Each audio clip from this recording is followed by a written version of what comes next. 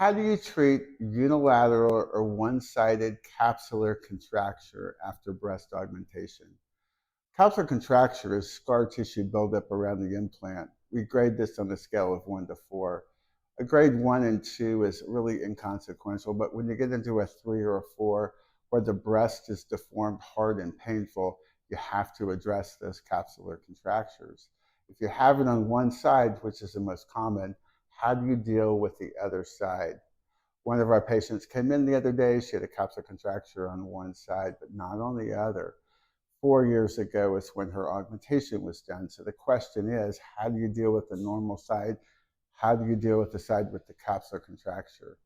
In my mind, when you're doing a breast revision case, this is the perfect time to make any changes. So perhaps you want to go up or down with the size of the implant now that you've lived with the implant, or stay the same size.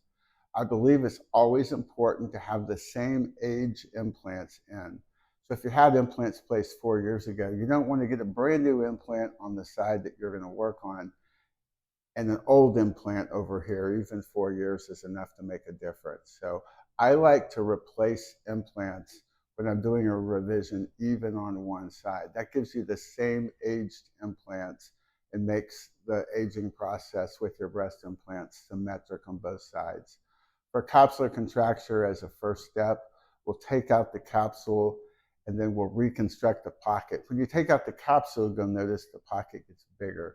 So you want to downsize the pocket using internal sutures and sometimes an internal mesh bra so that the new breast implant sits in exactly the same spot as the other side.